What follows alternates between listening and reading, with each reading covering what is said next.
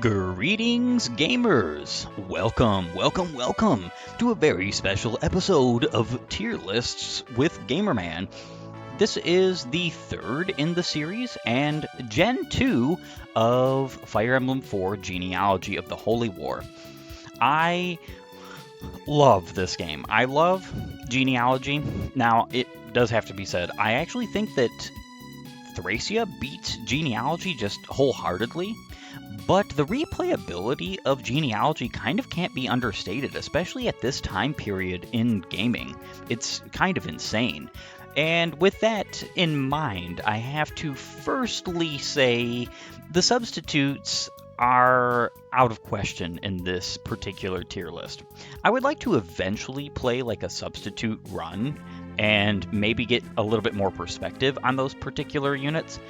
But from my understanding, they are just worse off, non-holy blooded, very poor growth rate units that typically don't have access to the weapons and inheritance and everything good that the units in this game particularly offer. And I don't think there is anything that any of these units offer that could give them a benefit that would make them better than their holy blooded counterparts or inherited counterparts from Gen 1. There's a lot of people who will debate that because there are skills like charm that you can get, so on and so forth. If you're doing an entire substitute run, I could see like a bunch of stacking of charm being really good, especially because your substitutes are pretty pathetic in comparison to the holy blooded kids. But grand scheme of things, I have not only beaten this game on many occasions with my typical units without charm, I have also beaten this game in solos, or close to solos. You can't truly beat Genealogy with one singular character, even Sigurd and Seliph, by the way. I do have a video coming up for that as well, sooner or later. A bit of a discussion on the so-called Sigurd Seliph solo and that concept. But moving back to the tier list in question, so I have the tiers broken down this way. S is holy blooded, A is minor blooded, B is blooded, C is mortal, D is very mortal, and then there's substitutes NPCs. I have never to this day played a substitute run, so I can't truly comment on any of the viability or the niches or the capabilities of any of these particular units. So take anything I would necessarily say with a grain of salt, except for my relative understandings is that, again, most substitutes are inferior to their inherited cousins. So the very first unit I want to talk about in this, of course, is Seliph. So Seliph is an immediate automatic S tier unit. He is holy blooded, and obviously holy blooded, but he is holy blooded. That might seem a little bit confusing, but he is in the holy blooded tier, and he is also holy blooded because he has major Baldur holy blood as well as minor Naga holy blood. He has fantastic growth rate, some of the best in the series, some of the best in this game, some of the best you'll ever see, but barring a few weird outliers like his speed only being 30%, he is going to cap or near cap every stat in the game. And this is exceptional, especially since he has the capability of getting plus 2 HP pretty much every level up. He is basically what I would call a better version of Sigurd with the proper inheritance. However, there is some issues. Seliph needs to be trained into a better version of Sigurd. Seliph is not better than Sigurd until he is promoted. I don't care what you give him. In the second generation, he will never be as good as Sigurd start.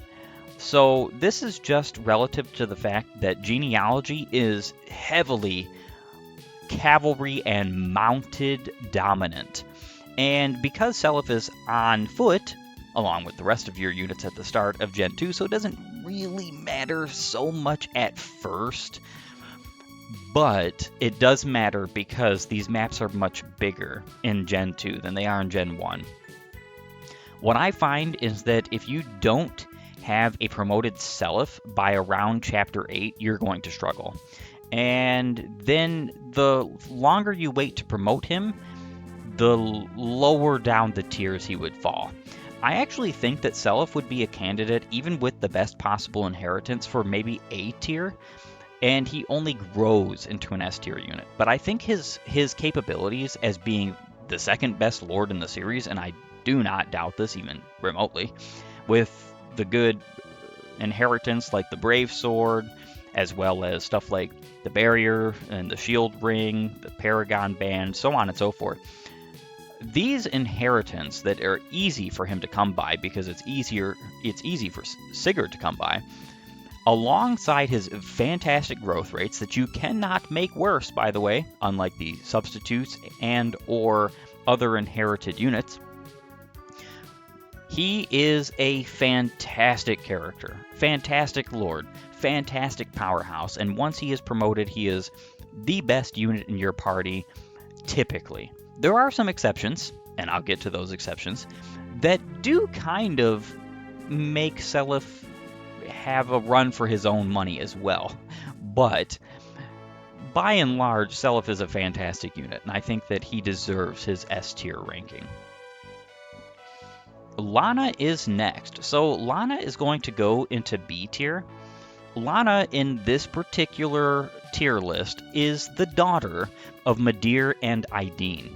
And that means that she doesn't really get much granted from her father concerning magic or staves or anything like that, but she does get good combat skills from him that she has access to upon promotion. In fact, it makes her a very, very good unit upon promotion when it comes to combat. I wouldn't say she's like phenomenal, but she can beat pretty much any arena, get the money she needs from that, do some chip, defend herself, stuff like that.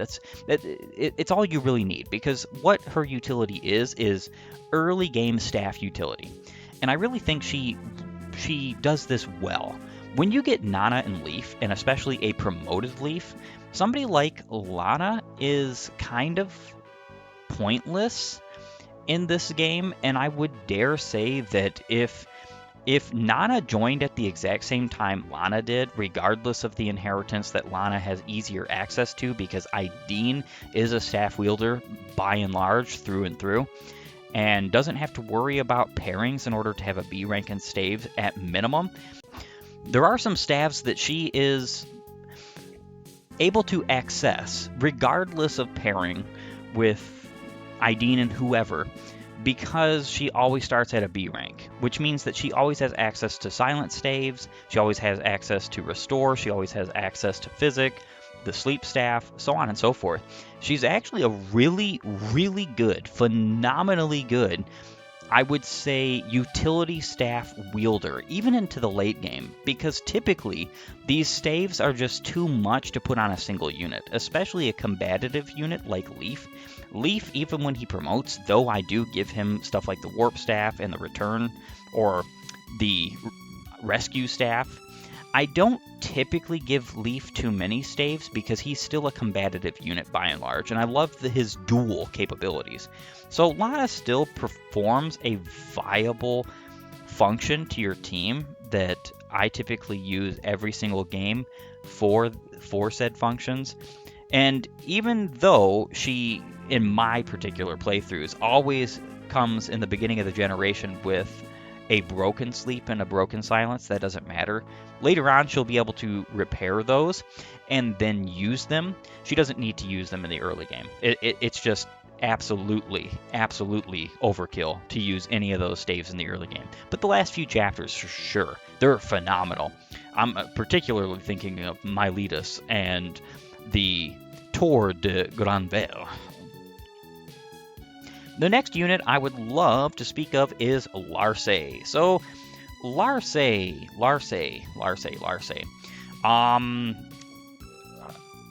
I think being foot locked in Gen 2 is far worse than being foot locked in Gen 1.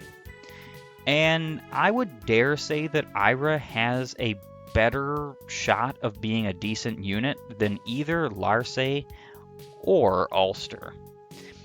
And this is kind of a shame, because Larce and Ulster have a boatload of skills with my particular pairing of Ira and Lex.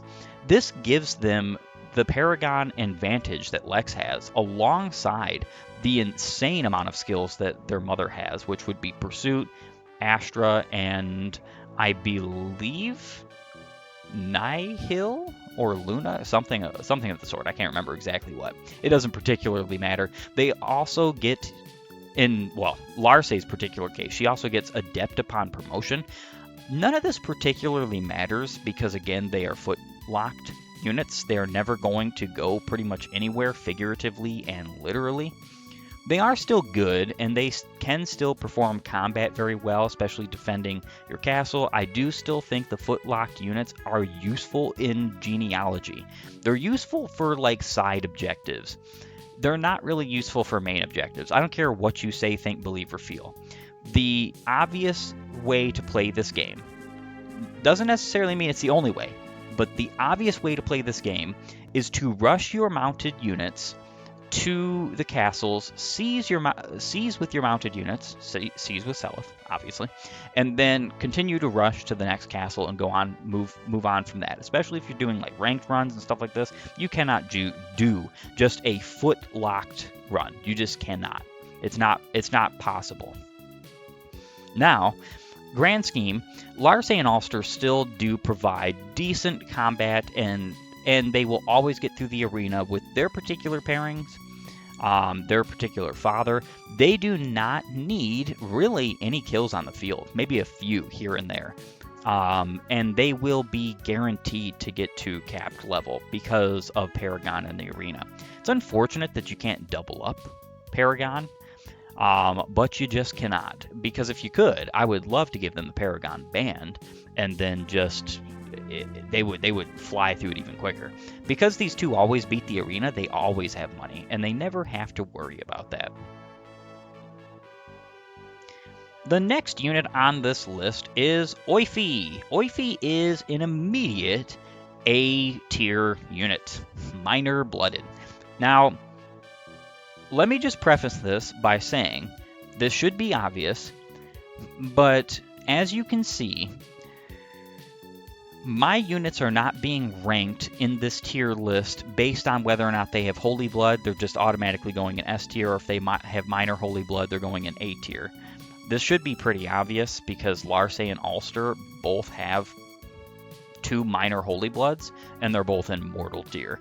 The tier naming conventions are just for fun. That's pretty much what's going on there. Now, Oifi, he is who everybody calls Spurs the Oifi archetype. I kind of understand it more, I guess, now, because your Jagans really never leave your party, and Quan leaves your party in Gen 1. So I guess it makes sense why you would call this archetype Oifi and not Quan, because that's a little bit different. You could almost say that Quan and Avel are very similar units, right? And like Dagdar.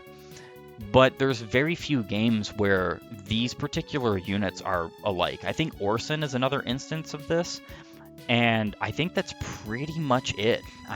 I would still consider Quan kind of like an Oifi, if I'm being honest. And even if you're not going to, even if you're going to throw that out of there, it's still reasonable, or even if you add them in, even if Quan is part of this, I guess it's still reasonable that Oifi is the poster child of Jagans that have growth rates but aren't as dominant as Seth or Titania. They just can kind of keep up with the rest of your party. I think Oifi is actually a pretty fantastic unit. He has both Pursuit as well as Critical. He starts with insanely good bases. He has Baldur Minor Holy Blood. He comes with the Armor Slayer and the Javelin. So he has 1-2 range options, which, though it's not great, it's actually pretty decent on him because he has the chance to crit. He's going to double with it pretty much everything in the early game. The Armor Slayer allows him to take care of the armored bosses that you have to deal with if you don't have other options, or if you want him to soften up enemies. And also, the Armor Slayer, as long as he doesn't proc his critical skill, is a really great tool for him to use because of how low-mighted it is to weaken other enemies that aren't armors so that other units can take the KOs. I think that's pretty fantastic design. I always love giving him the flame sword also, because Oifi with the flame sword is actually pretty insane. If you were to give him a magic ring alongside the flame sword, at base, he is capable of taking care of pretty much all of Gen 2's Wyvern Riders, especially in the most important chapter you deal with them, which is chapter 9. This, in conjunction with like where he joins you at, how powerful he is, the fact that he will keep up with your party, even your holy blooded party, is why I'm putting him in A tier. I think he's a phenomenal unit. The next unit to speak of is Dermot. Now, Dermot is a very, very interesting unit, particularly because you can build him in so many different and unique and interesting ways, because there are so many cool different swords in this particular game, as well as certain fathers for Rakusus, certain fathers for her pairing, can totally change how her children play. And my favorite pairing is Azel Rakusus. And the reason why, though a lot of people think this is a joke build, is because it gives Nana magic as well as strength, which benefits her a lot because obviously she's a staff wielder. She's going to promote from a troubadour to a paladin, so she's always wielding a staff, as well as the fact that you can do some pretty cool things with Dermot. Giving him a crit light brand, especially, or a wind sword, is insanely good. And that's what I do pretty much every time I play using him. And the reason why this is because with this particular pairing, he has a 45% strength growth and a 40% magic growth. Neither one of those are world-beating numbers, but that means he's basically going to get a point of strength and magic every other level.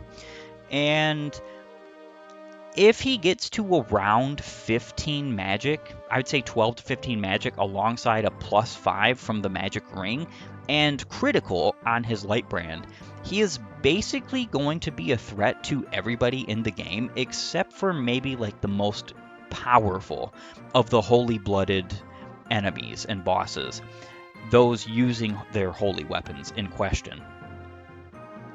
He is insanely good. He is both good up close, he's good at a range, and I always give him the power ring as well as the magic ring and the bargain band. And with this combination, he's just capable of constantly spamming his light brand, using it however he pleases.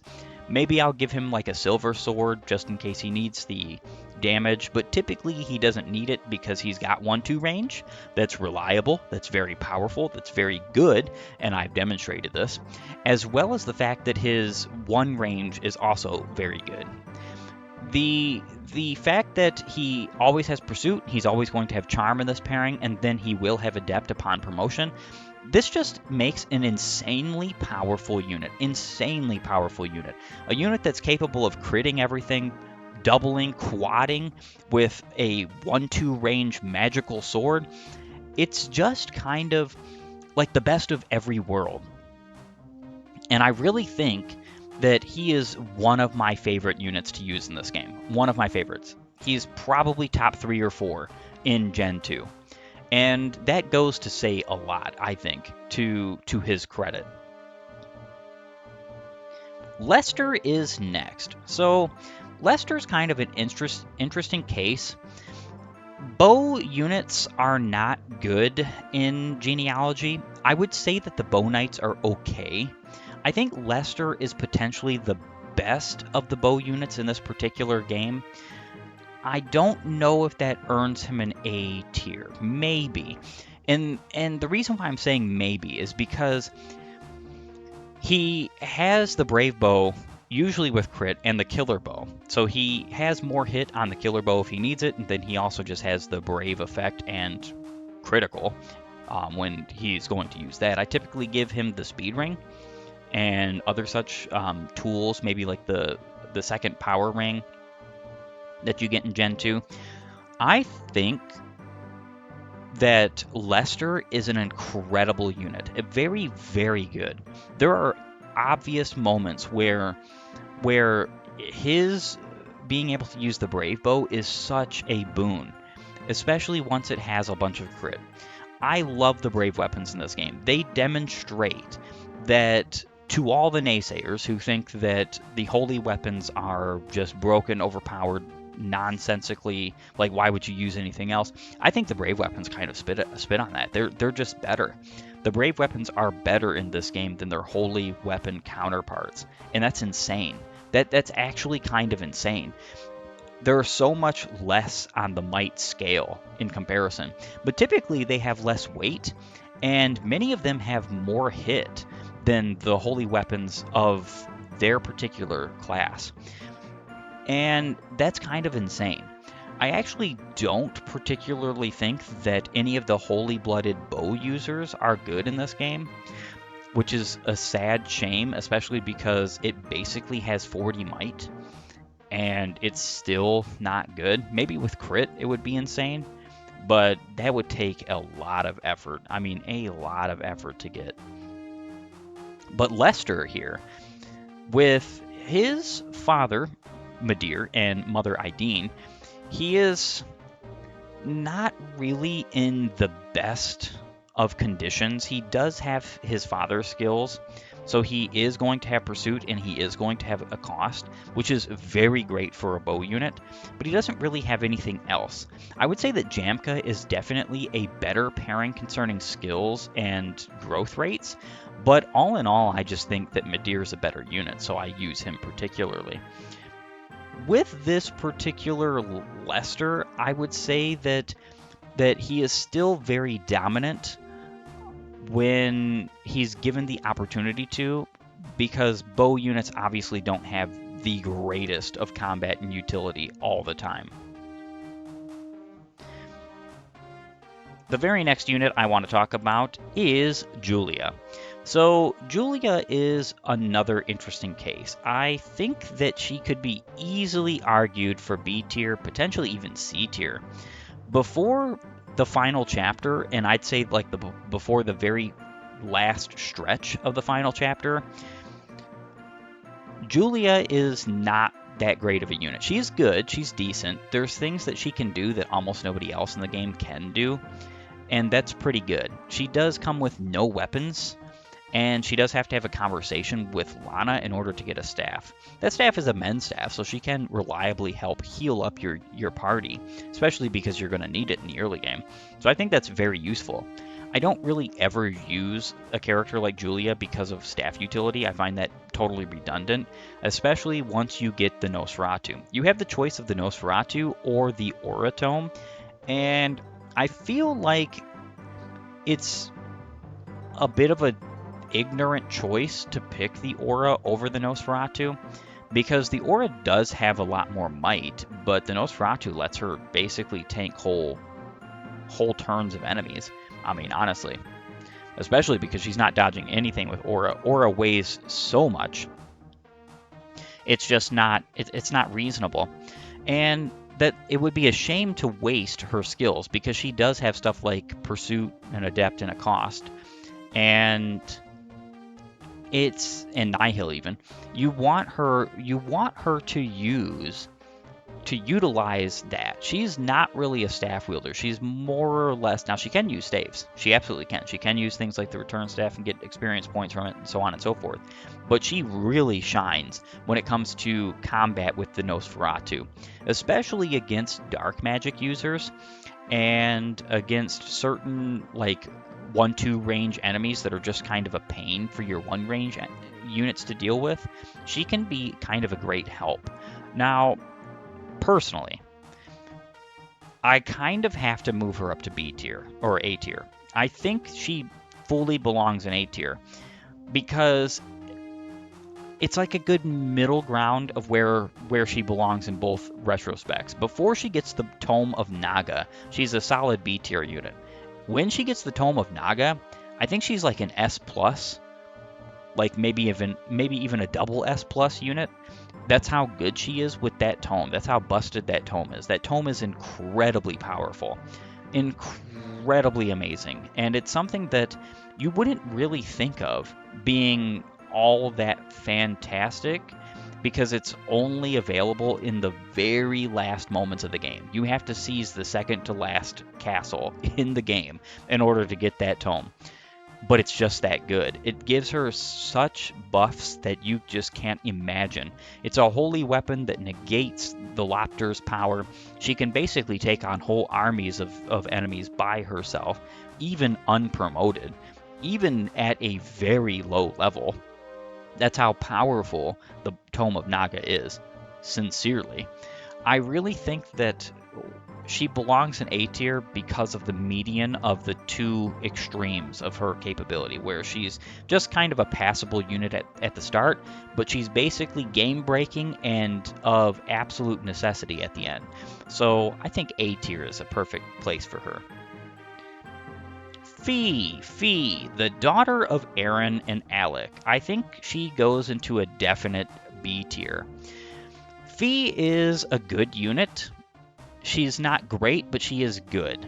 There are more opportunities for flyers to be good in Gen 2 than Gen 1. There are more villages that are far out of reach. There are more locations that a flyer can get to much better than anyone else, or quicker, or she's the only one who can get to those than anyone else.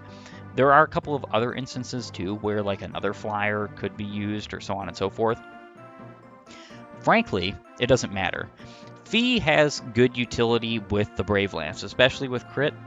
She has the Slim Lance if she needs that extra hit. I always give her the Thief Sword, so she's capable of visiting those villages and getting the 5,000 gold from the particular raiders, even if she's not going to take the village herself, which is very, very good, notably. If you're going to have a unit go around and capture or protect the villages, defend the villages, and you want to give those villages to other units, use the Thief Sword. It just makes so much sense. And because she is that notably early accessible flyer, she's straight out from the very first chapter usable. She's really the only option you have for this. And this is pretty darn good for her. The problem with Fee is that regardless of pairing, she's not really a strong unit, and she's always going to have some kind of downside. Either that it's that she can't use roads, or that she's going to be weak to arrows, so on and so forth. In this particular pairing, she's actually not weak to arrows because I gave her Nihil. She has Alec as her father, so Pursuit and Nihil are her personal skills. And this is good for her, but it's not really necessary, right? She doesn't really care if her father has Nihil or not, because you can just keep her out of the way of things like bows and such. But it does improve her survivability, I will say. Now, Arthur. I would say that Arthur, without the Forseti, is potentially a D tier unit. With the Forseti, I think he is a B tier unit at the start. This is going to sound kind of weird, right? But his movement is so low and his survivability is so low that he can't really tank whole hordes of enemies with the Forseti. So he's basically like a different kind of just solo boss killer.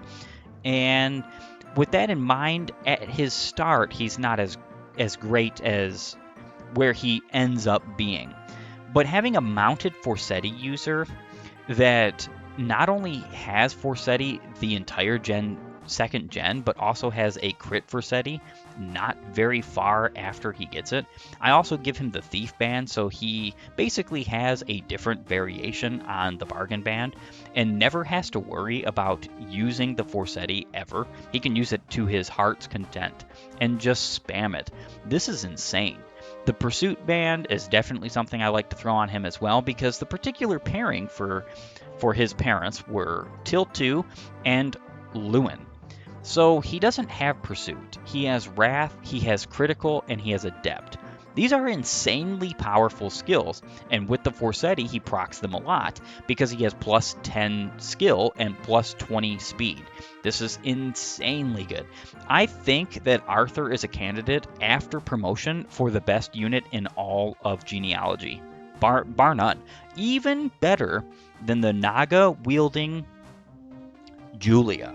And the reason why I say this is because he has access to the Forseti Tome from the very start of Gen 2. And the Forseti Tome, in my humble opinion, is the best weapon in this game. It is the best weapon in this game. There are weapons that come close, and especially with like the fact that it's preferential, it does lose some points for me because I like the Brave Sword that it can be used by everybody. I like the Light Brand that it can be used by everybody, so on and so forth. But the Forseti still is the best singular weapon in this game because of how accessible it is, how powerful it is, and what you can do with it. Getting crit on the Forseti just breaks the game wide open. I love that it is as powerful, if not more powerful, in both Genealogy and Thracia than its other counterpart. Like, there are reasons why it's more powerful in Thracia than Genealogy, and there's reasons why it's more powerful in Genealogy than Thracia. And I love that dichotomy there. It's just the best weapon in Jugdral, and you have to love it for that. Kaga had a thing for the wind mages, and I think he really he loved the idea of wind magic being the magic of the good guys. And it really shows in this particular game and in Thracia, in the Jugdral series in general. The very next units to talk about are Johann and Johalvir. So a lot of people like to rate these two in the same realm. Like, both of them belong in C tier or D tier or B tier, or wherever you're going to put one, you put the other. I find this to be kind of egregious. I think either one of them are decent if they have a Brave Axe with crit, which is how I plan for them to work, especially with the skill ring that they can obtain in the first chapter of Gen 2. They are both very good units to supplement your early game, but with a skill ring and a crit Brave Axe, they can become even better. They can still keep up with the rest of your team. And I show this, I demonstrate this, even in the very final chapter, even against strong, insanely powerful enemies. Johann is still capable, competent, and reliable, which is something that most people would not actually agree with on most cases. I think Johalvir stays in C tier, but I actually think Johann is a B tier unit. I think there is not too much difference between Johann and Fee concerning combat. And granted, she has pursuit. She has things of that sort that he will never have. In fact, when she promotes, she'll also have Adept. Doesn't matter. The Brave Axe is so powerful that if he crits with it even once, he is likely going to kill whatever he is fighting. Whoever he is fighting. It is just absolutely insane. Some would say that Johalvir has a better time with like the arena because it can use both the Brave Axe and the Brave Bow. I would never waste resources like this on a single unit. Like, for the arena, sure, but on the field, never. I would never give one unit both the Brave Axe and the Brave Bow, or the Brave Sword and the Brave Bow, or the Brave this and the Brave that. It doesn't matter. I would never give more than one because it just doesn't make any sense. You have hordes of enemies fighting you. The best way to deal with these hordes of enemies is to fight them with your horde of units, all having good weapons, all having good uses. And very honestly, I think even a substitute run, as long as you get all of your brave weapons close to critical, I think that a substitute run would probably be just as easy as a non-substitute run, honestly. There's a lot of people who say it's like the harder version of this game, and I really do think that it is harder difficulty at base, but there's just ways to break this game wide open, so it doesn't particularly matter. Alright, so the very next unit on this list to speak of is Shannon. Shannon is going to go in immediate A tier. I would move him up if the Balmung, Tyrfing, and Nistleton had 1-2 range, and I think it should be physical 1-2 range, by the way. I actually believe that all of the holy weapons should have 1-2 range. The lances should be 1-2 range. I think the sword should be 1-2 range. The axe is, so I don't see why they aren't. It's actually kind of a shame, because if all of the sword and lance holy weapons were 1-2 range, I think they would be so much better than they are, and would allow for your particular units to be even stronger as the powerhouses they quote unquote need to be. There's a lot of people who would probably disagree with this and say, well, that's just overbearing, blah blah blah, or that's overpowered, blah blah blah. I don't really care.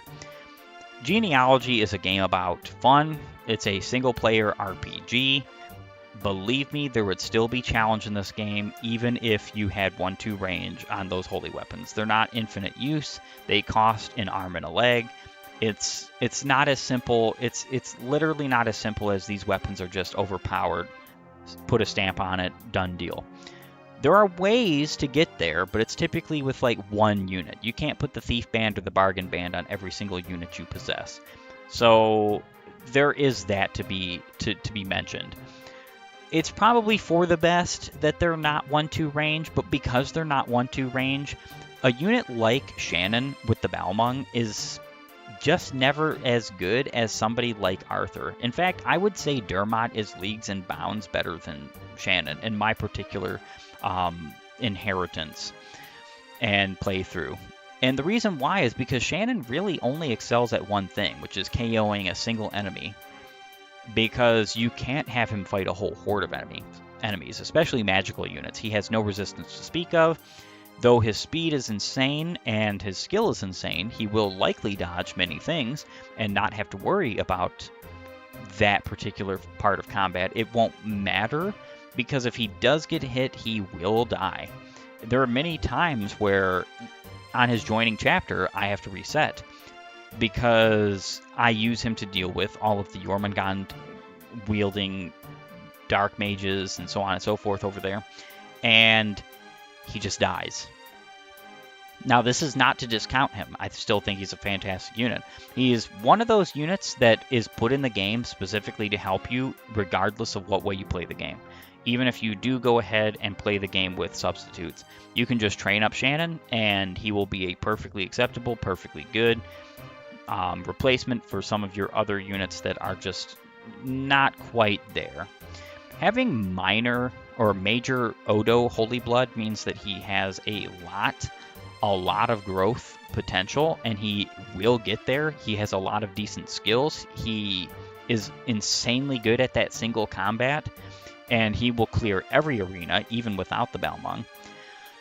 So he is, I think, a fantastic unit by and large, because he also helps with the fact that he has a quick pairing with Patty. And when he pairs with Patty, he can give her all his gold, and then she can give her gold to other units like Lana, who need it desperately, because Lana is never going to get through any arena without promotion first. So for her repairing of weapons and items, well, I should say staves, which are technically a weapon, by the way, very interesting.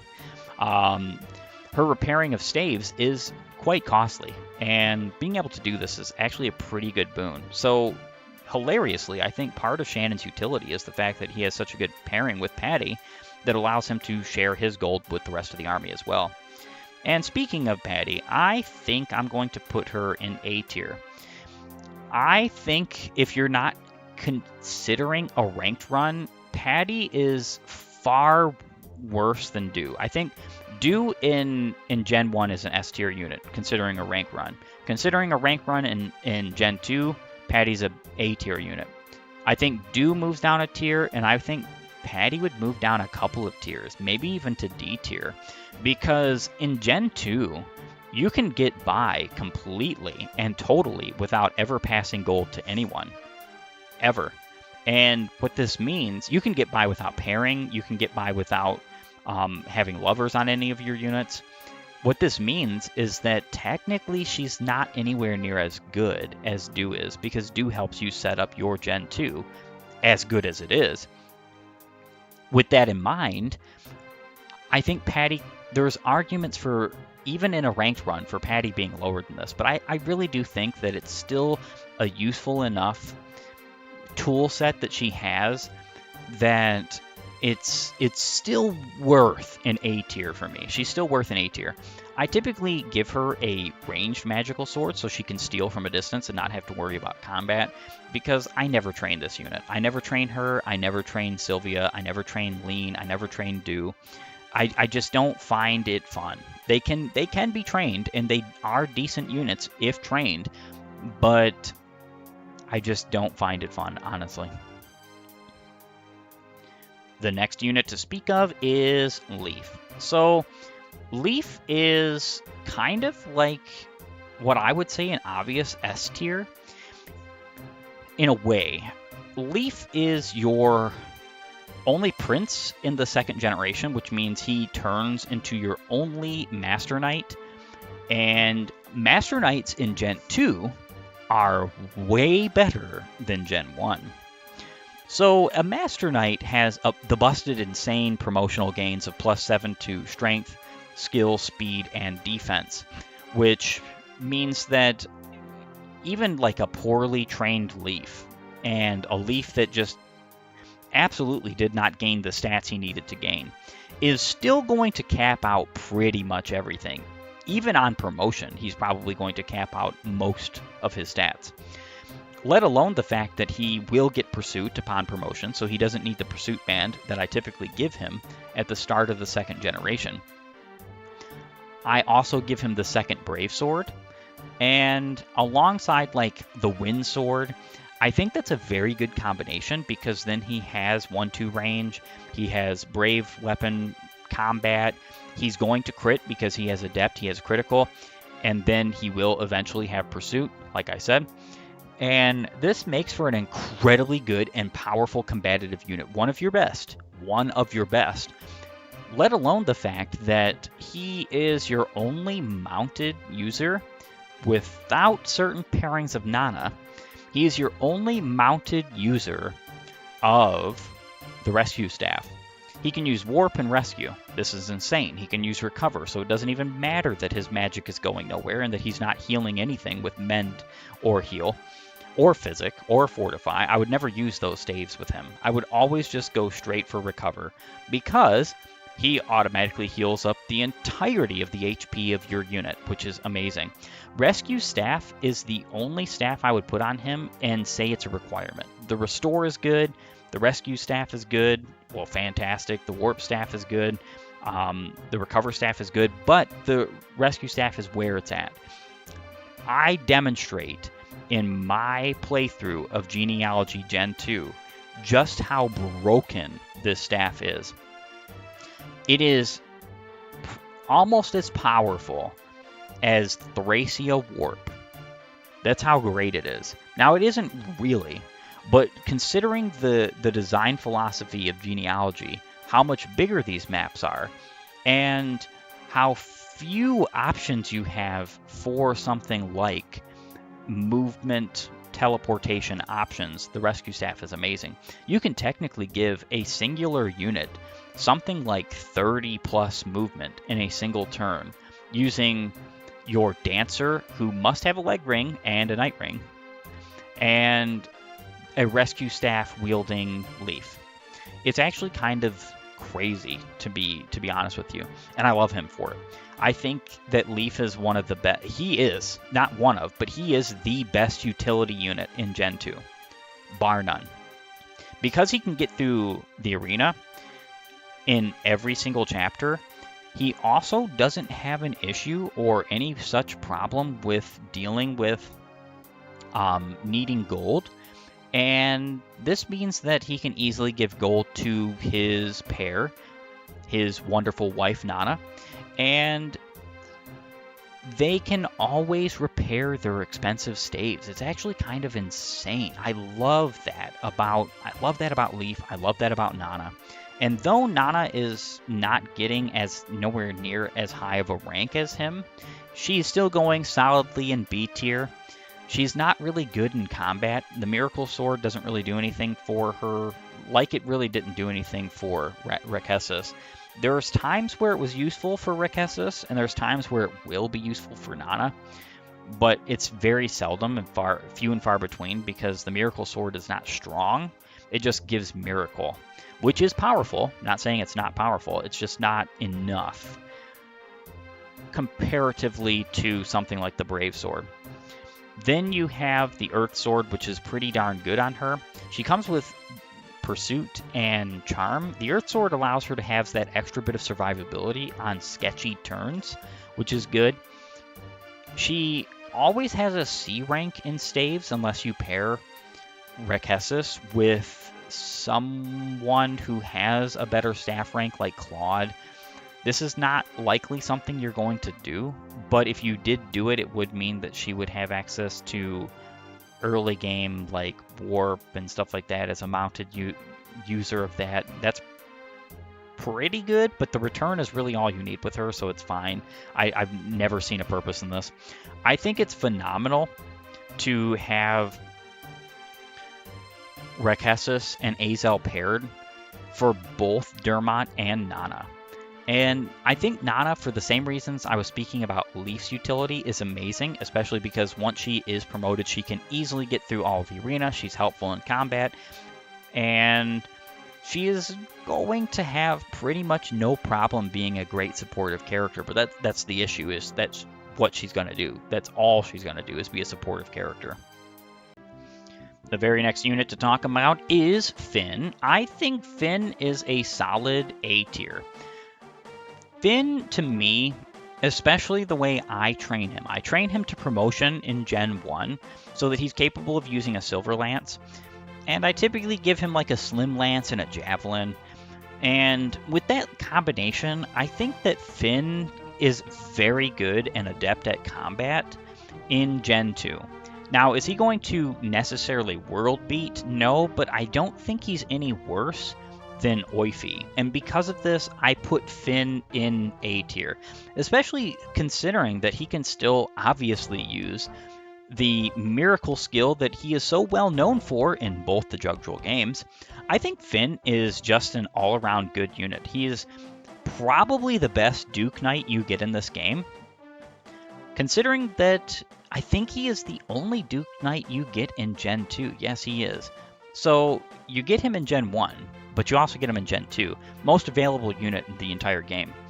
And with this in mind, it's kind of like, it would be kind of like a shame to put him any lower than A tier, especially because all of the contributions that Oifi adds to the table, technically Finn does too, because Finn is basically like the Jagan for Nana and Leaf over in Thracia when they join. And I think that him having the Silver Lance and being promoted really does help with that. Really does help with the defense of that area of Leonster and so on and so forth. And I really think that that's a good way to use this particular unit. I think Finn is still very good. I think his tool set is something that should not be overlooked. Miracle is such an amazing skill. And on a strong combative unit, it's just even better because he can tank even holy weapon users. As long as he doesn't die to them, as long as he gets put down to low enough health, they can't hit him. And he is perfectly fine with that. He can be a great distraction to soften holy weapon enemies in the second generation, which I actually do like quite a lot. Now, the next unit to speak of is Ares. Ares is kind of a very interesting unit.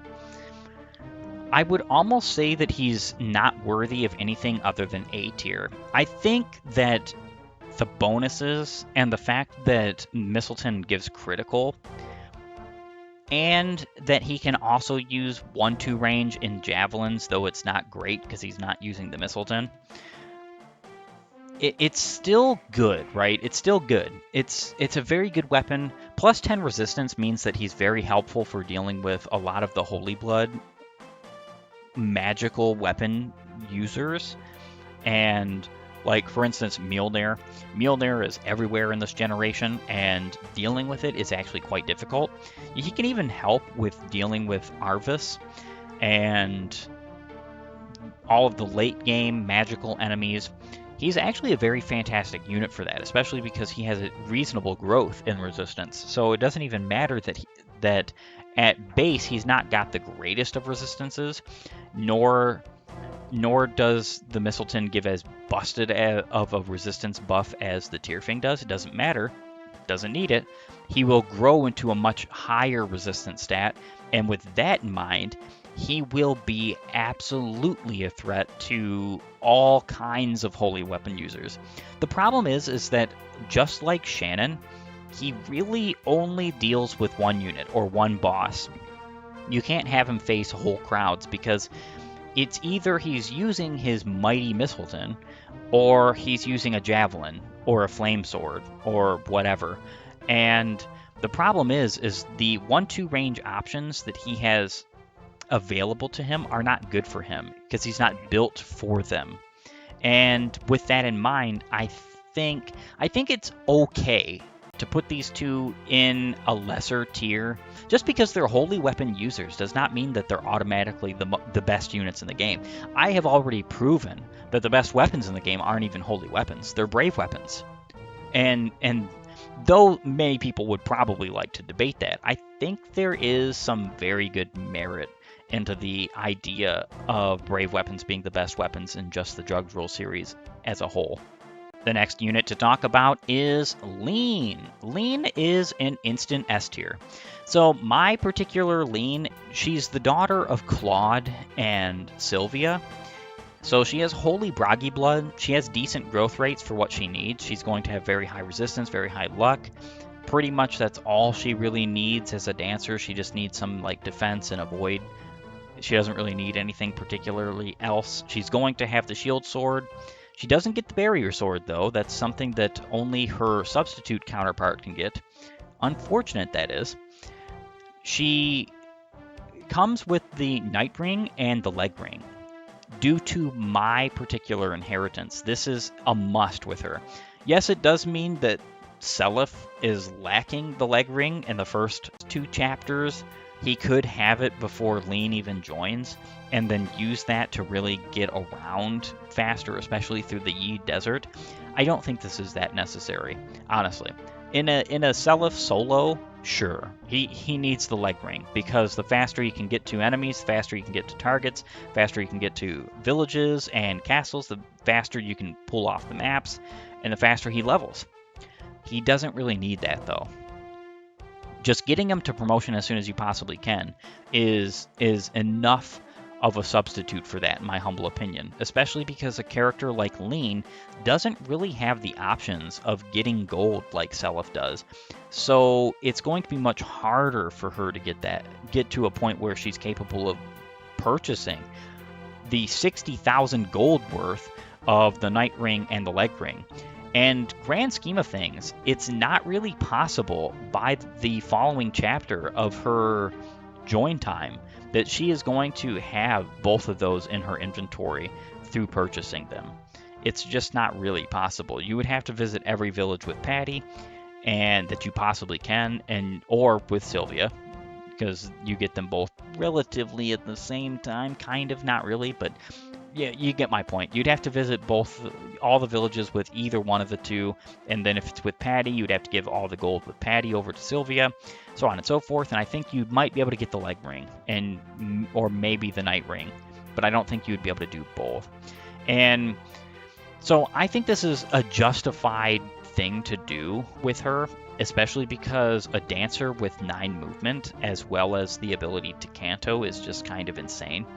Being able to dance for 4 units is insane, even without these attributes. But with these attributes, she's capable of keeping up with the rest of your units, like Seliph and friends, going all the way to the end of the chapter. She's not just useless after the first couple of turns of helping your units move out of the castle.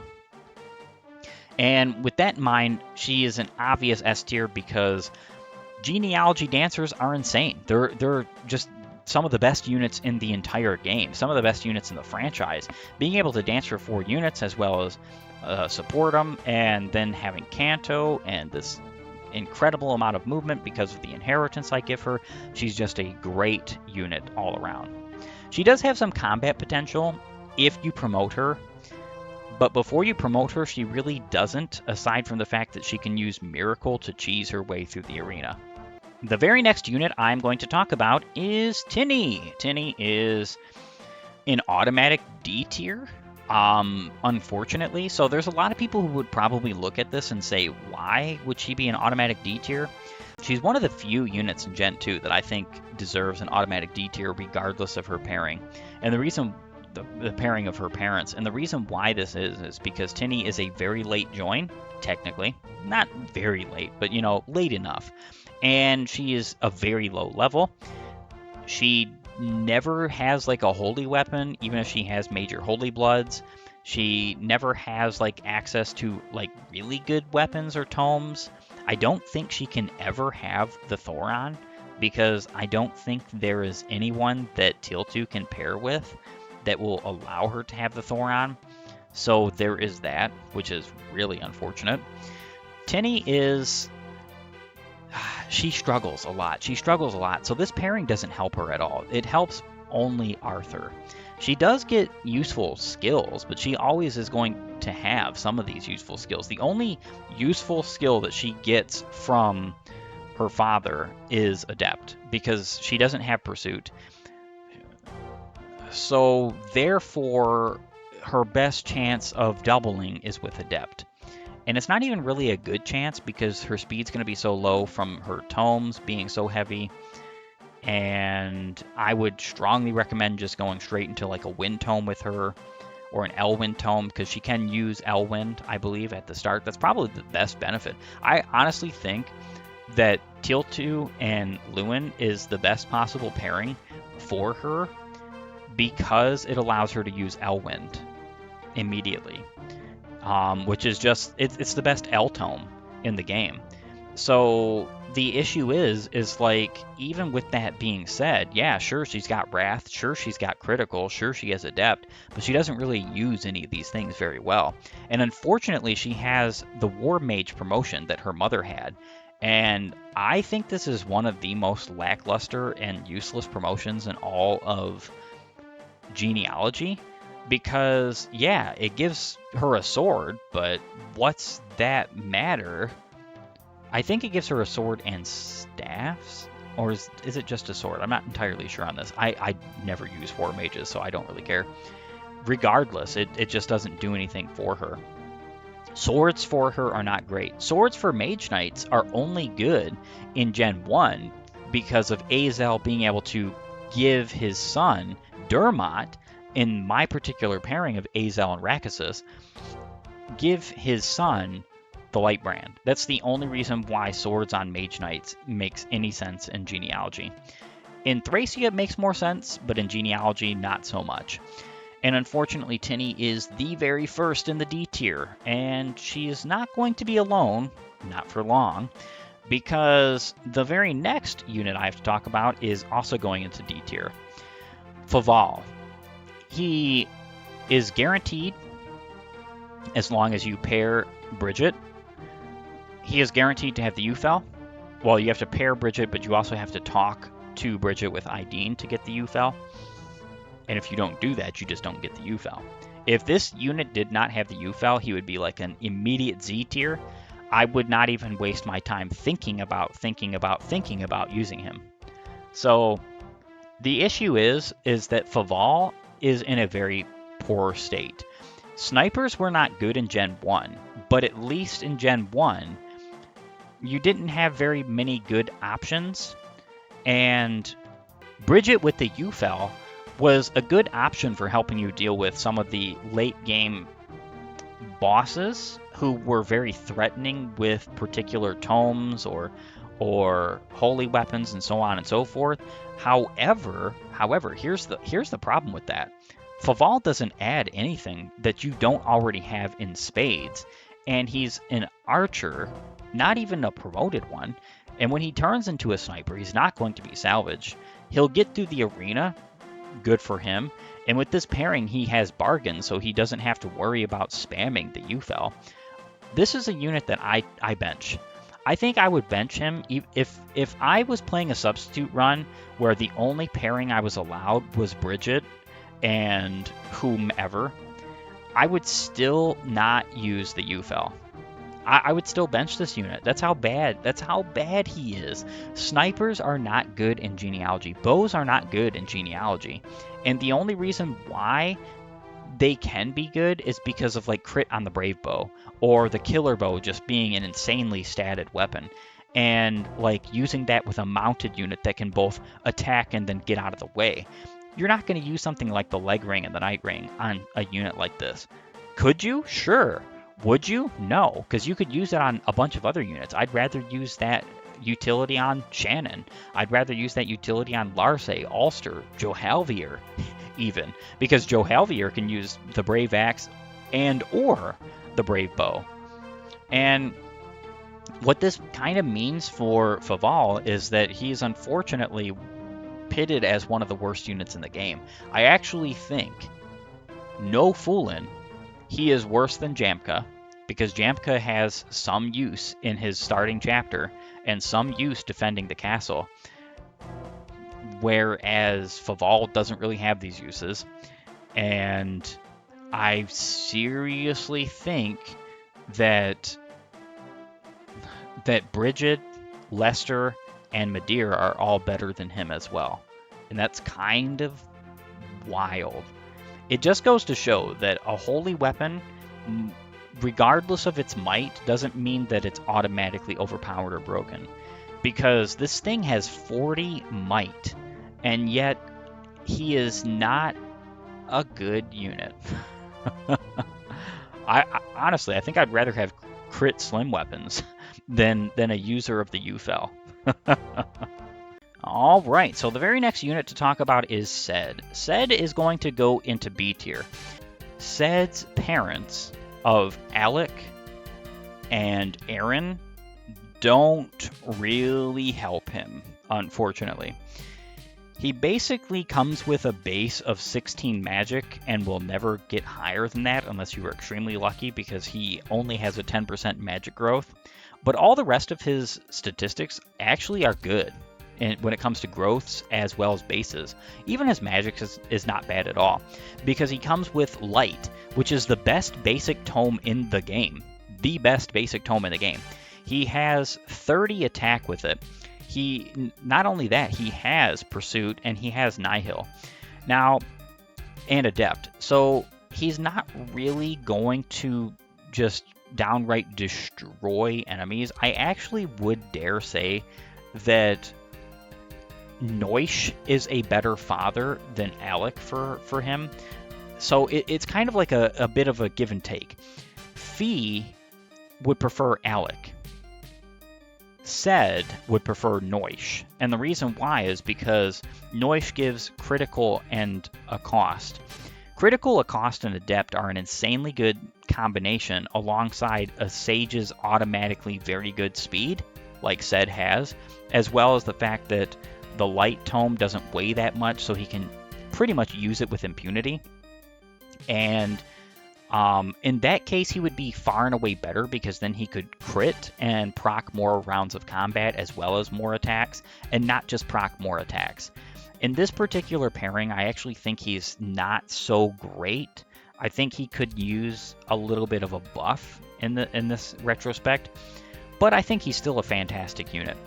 And being that he is a Sage and can use the Light Tome, I think he is perfectly viable for like defending your castle, defending other castles, dealing with, for instance, the good old Thracian Draco Knights. In fact, because he has higher magic than Oifi would have with the magic ring and the flame sword, he automatically at base is just a very good, very capable unit for dealing with them in their particular chapter that he has to deal with them in chapter 9. All right, so the next unit to talk about is Hannibal. So there's probably a lot of people who would firmly agree with my tiering of Hannibal here. I think Hannibal is an instant D tier. I don't think he deserves anything higher, nor could he ever have anything higher. He's like Arden, slightly better, but he's only better because of his skills, and that's pretty much it, because he's basically in the same boat as Arden. He's really not going to double anything. He doesn't have Pursuit. He doesn't really have like any advantage Arden wouldn't get upon promotion, and Arden also has a whole heck of a lot more time in his particular generation than Hannibal does in his. Given the fact that Hannibal is probably only useful in his join chapter, because after his join chapter you're fighting almost exclusively, or I shouldn't say exclusively, magic wielding units, but it's a mix. You're never going to be in range of just physical units in the last 2 chapters of the game. And what this means is, for a unit like him, who has virtually no magical resistance, his magical defense doesn't mean a darn thing. And his access to the whole of the weapon triangle, as well as bows, doesn't mean anything either, because most enemies are using magic at this point in the game. Most threatening enemies, for sure. With that in mind, I actually think Hannibal is kind of like a wasted recruit, especially because the only thing he offers to the table is another recruit, and that other recruit happens to be a D tier unit as well. Careprey is kind of an insane unit. There's a lot of people who think that he is good because he can use the Valkyrie staff, and I think that the Valkyrie staff is a bit overrated. I can't name the last time I've ever needed it. Sure, it's cool that it's there, especially because it allows you to basically pull off a risky strat, especially late in a chapter, and not have to worry about resetting or resetting the turn or this, that, or the other, and you're still going to get a bunch of experience points for it, so on and so forth.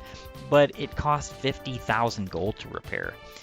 He's not really that great. Sure, he'll have the Fortify, because likely you're not giving it to anyone else. His levels are going to be for free, but he starts so low leveled and with pretty much no option to do anything with anything or go anywhere with anything. He has no combat to speak of, especially with the pairing of Sylvia and Claude, that really I hesitate to find. I can't find real reasons to justify this unit's use, and that's a shame, but it's also just how it is, really. And the final unit I have to speak of is Eltenna. So Eltenna is your only Draco Knight flyer in all of Genealogy, and it's a shame that she is the way she is. So she's a late game join, the latest in your party, the latest of any of your units, and she comes with a holy weapon, which is cool. She comes with the J-Bolg. I wish it was the Gungnir, but just so happens it has to be the J-Bolg. The issue with her is that she has no resistance, and she hardly has any speed to speak of. Even after promotion, even after leveling, the J-Bolg weighs 15, so that means that she's going to have an automatic minus 15 off of whatever her speed stat is, and that's what her attack speed will eventually be. This means that she's not even really that good versus Arion.